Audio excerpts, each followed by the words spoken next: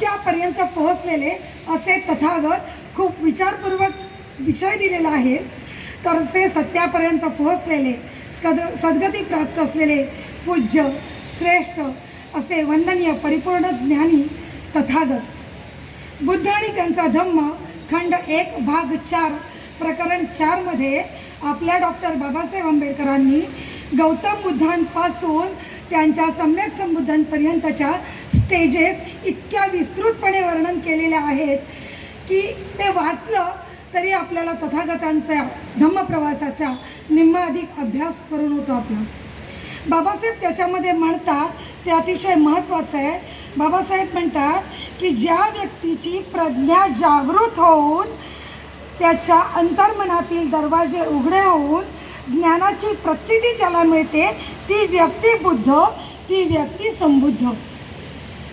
ज्यांनी या बोधिसत्व अवस्थेपासून अनेक पारमिता पूर्ण करून, सकाळी भंते म्हणाले 30 पारमिता, 10 पारमिता, 10 उपपारमिता, 10 पारमार्थिक पारमिता, अशा 30 पारमिता पूर्ण करून सम्यक संबुद्ध झालेली व्यक्ती, ज्यांनी सतत सत्याचा शोध घेतला, सत्य स्वीकारलं आणि सत्याचा प्रकाश दाखवला, असे तथागत सम्यक संबुद्ध.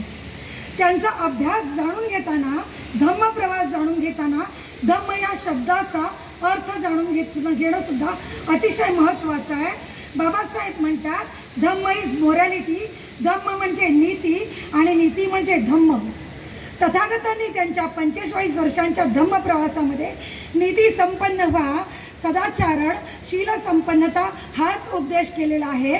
म्हणजेच अल्टिमेटली तो सुद्धा नीती संपन्न होण्याचा उपदेश आहे. इतकं साम्य या दोघांचं आहे.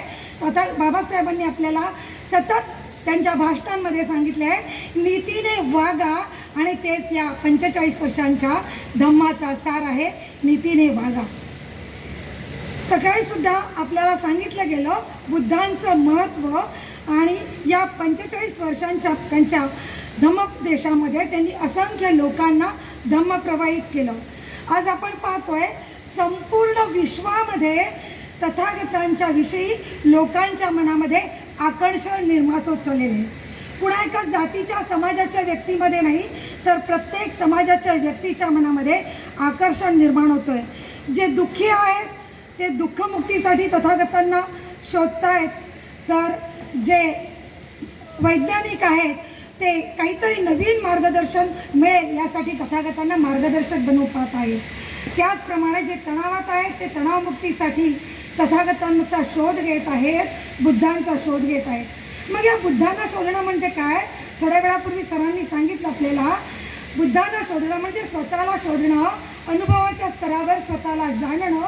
ज्यावेळेला आपण बुद्धं शरणं गच्छामी म्हणतो त्यावेळेला आपण स्वतःमधल्या ज्ञानाला शरण जात असतो. एक प्रकारे बोधी जागृत करण्याची ती प्रक्रिया होत असते.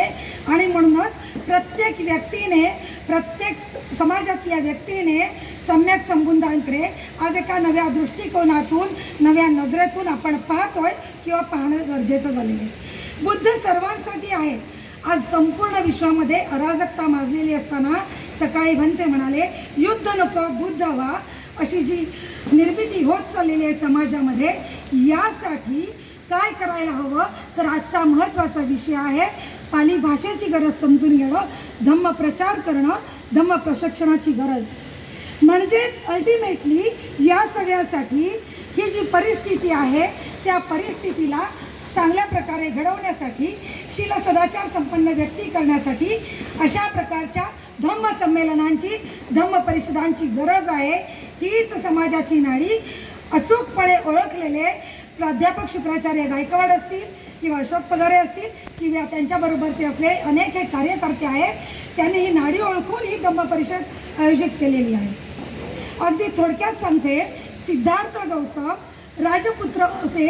त्यांच्या वडिलांनी त्यांच्यासाठी 3 प्रकारचे वेगवेगळे महाल बांधले होते. 3 ऋतूंसाठी सुंदर अशी यशोधरा पत्नी होती, गोंडस असा राहुल पुत्र होता, सगळ्या प्रकारचं राजवैभव होता. अगदी एवढंच काय तर दरबारामध्ये अप्सरा नृत्यांगना नृत्य करण्यासाठी, करमणुकीसाठी होत्या. पण या सिद्धार्थाने काय केलं, हे सगळं दुःख आहे जाणलं आणि दुःखमुक्तीसाठी गृहत्याग केला. त्यांच्या गृहत्यागाला महाविनिष्क्रमण म्हटलं जातं, कारण त्यांच्या गृहत्यागानंतर प्रचंड अशी मोठी क्रांती निर्माण होणार होती, असं काहीतरी ते भाकीत असावं. आणि मग या महाविनिष्क्रमणानंतर त्यांनी काय केलं तर त्यांनी चिंतन मनन केलं आणि दुःख काय, दुःखाचं कारण काय याचा शोध घेतला. आणि मग स्वतःमध्ये व्यक्ती स्वतःमध्ये स्वतःच दुःख निर्माण करतो आणि मग यामधून मुक्त होण्यासाठी शील सदाचाराचा पाया जो बुद्ध धर्माचा गाभ आहे तो सांगितला. आणि मग या शील सदाचार संपन्न व्यक्तीने जर ध्यान साधनेच्या बळावर काय करू शकतो व्यक्ती तर दुःखमुक्ती करू शकतो. आणि अशा प्रकारच्या आशावाद तथागतांनी दिल्यानंतर त्यांनी 6 वर्ष कठोर तपश्चर्या केली. या 6 वर्षाच्या कठोर तपश्चर्येनंतर अस्थिपंजर त्यांचं शरीर झालेलं होतं. त्यावेळेला सुजाताची दिलेली खीर प्राशन करून ते ह्या विचाराप्रत आले की जर मला ध्येय साध्य करायचं असेल तर शरीर सुदृढ असावं. त्यांची ही विचार क्रांती समाजातल्या प्रत्येक व्यक्तीसाठी आहे, उपासकांसाठी आहे. तुम्ही प्रपंचामध्ये राहून धम्माचा अभ्यास करू शकता, हाही त्यातून अर्थ त्यांनी अभिप्रेत केला होता. पिंपळाच्या वृक्षाखाली सिद्धार्थ गौतमाने बोधी प्राप्त करण्यासाठी कठोर तपश्चर्या केली. बोधी प्राप्त केली, ज्ञान प्राप्त केलं आणि ज्ञानाचा बोध झाला. पटीच्य समुपपाद हा सिद्धांत त्यांनी स्वतःमध्ये जाणला, त्याचा त्यांना बोध झाला. पण हा बोध झाला, निब्बाण अवस्था प्राप्त झाली, अनंत झाले. त्यानंतर हे सिद्धार्थ गौतम पुन्हा प्रपंचात गेले का? ते 45 वर्ष आपल्याला मिळालेलं ज्ञान लोककल्याणासाठी, लोकांपर्यंत हा सुखाचा मार्ग देण्यासाठी पायी अनवाणी 45 वर्ष धम्म प्रचार करत राहिले, प्रचार प्रसार करत राहिले. बुद्ध बनल्यानंतर त्यांनी दुःखाचं कारण शोधल्यानंतर त्यांना ज्या वेळेला सुखाचा बोध प्राप्त झाला त्यावेळेला त्यांनी सर्वप्रथम हे ज्ञान कुणाला दिलं असेल तर त्यांचे पूर्वीचे जे साधक होते 5 परिव्राजक त्यांना देण्यासाठी ते इसिपतन गेले. त्यांच्या पहिल्या धम्मचक्र पवर्तन सूक्तामध्ये त्यांनी त्याला पहिल्या धम्मोपदेश दिला. त्यामध्ये त्यांनी 4 आर्य सत्य सांगितली, जो ह्या संपूर्ण त्रिपिटकाचा बुद्ध तत्त्वज्ञानाचा मूळ गाभा आहे. आणि मग मात्र त्या 5 परिव्राजकांपैकी कोंडण्य ज्या वेळेला सर्वप्रथम परिव्राजक झाले त्यावेळेला धम्मचक्र गतिमान झालं, धम्मचक्राला गती आली आणि मग पुढे धम्मदीक्षेचं आंदोलन सुरू झालं. आणि मग त्यानंतर प्रत्येकाचं मला सांगणं शक्य नाही, वेळ कमी आहे, 15 मिनटं संपवायचं आहे. पण आपण सगळ्यांना जाणता की ज्यांनी त्यांच्याकडे दीक्षा घेतली, एक महत्त्वाचं उदाहरण आहे की या 5 परिव्राजकांना दीक्षा दिल्यानंतर ज्या वेळेला यश हा त्यांच्या संपर्कात आला, वाराणसीमधला एक श्रीमंत युवक, त्याने त्यांच्याकडे त्यांचा धम्मा अनुयायी झाला. त्यावेळेला त्याचेही 4 मित्र बुद्धांकडे आकर्षित झाले की एवढी प्रचंड संपत्ती सोडून जर हा यश बुद्धांकडे जातोय तर मग असं काहीतरी त्यांच्यामध्ये विशेष आहे. आणि मग त्या 5 यशस आणि त्याचे 4 मित्र हे गेल्यानंतर त्यांचे नातेवाईक, मित्रपरिवार असे 60 जण एकूण तथागतांचे भिक्खू संघामध्ये झाले. आणि मग संघ उदयास आला. 5 परिव्राजक, यशस त्याचे 4 मित्र आणि त्याचे 54 जण नातेवाईक, 50 नातेवाईक असे 60 जण आणि स्वतः तथागत. 60 जणांचा भिक्खू संघ निर्माण झाल्यानंतर तथागतांनी त्यांना सांगितलं की मी जसा अनंत झालोय तसं तुम्ही झालेल्या धम्माच्या प्रचारासाठी सज्ज व्हा. आणि मग काय होता त्यांचा उपदेश? चरत विक्तवे चारिकं बहुजनहिताय बहुजन सुखाय लोकानुकंपाय अथाय हिताय. लोकांवर अनुकंपा करण्यासाठी सज्ज व्हा. आणि मग त्यानंतर पण प्रत्येकाने एक वेगळ्या वेगळ्या दिशेने 60 दिशेने 60 जण गेले. आणि स्वतः तथागत उरुवेल येथे गेले. त्या उरुवेल काश्यप बंधूंची तर दीक्षा आपल्याला सगळ्यांना माहिती आहे. त्यावेळेला या 3 काश्यप बंधू, उरुवेल काश्यप, नदी काश्यप आणि गया काश्यप आपल्याबरोबर 1000 जणांचा भिक्खू संघ घेऊन धम्मामध्ये प्रवज्जित झाले होते. आणि अशा प्रकारे बाबासाहेब म्हणतात धम्मशिक दीक्षेचं आंदोलन सुरू झालं. कारण यानंतर तथागत स्वतःसुद्धा धम्म प्रचारासाठी खूप मोठा संघ तर तयार झालाच होता. पण तथागत स्वतः श्रावस्तीहून कोसळून मल्लामर्जून, वज्जी आणि मग काशी, मगध ही जी 16 जनपदं होती त्यामध्ये पायी धम्मप्रचार प्रसार करत राहिले. अनवाणी त्यांनी प्रचार प्रसार केला. अनेक राजे त्यांच्या आश्रयाला आले होते. बिंबिसाराची धम्मदीक्षा आपल्या सर्वांना परिचित आहे, पण ह्या राजांचा आश्रय त्यांनी स्वतःच्या धम्मासाठी घेतला, स्वतःसाठी नाही घेतला. हवं तर रथमधून ते रथामध्ये बसून सुद्धा धम्मप्रचार करू शकत होते ना. वयाच्या 84व्या वर्षापर्यंत सम्यक संबुद्धांनी धम्मप्रचार केला.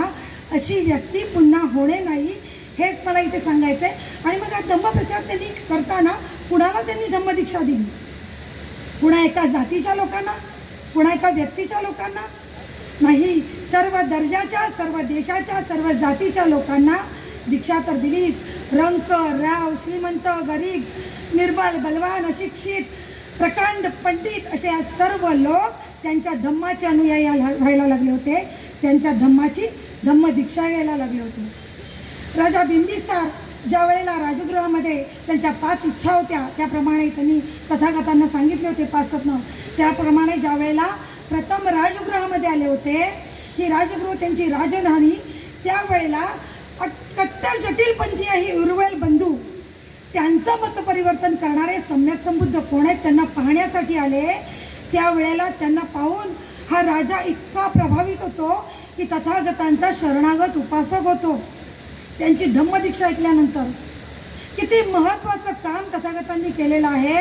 राजा तर कुतूहलाने गेला होता की असे कोण सम्यक संबुद्ध आहेत हे पाहण्यासाठी.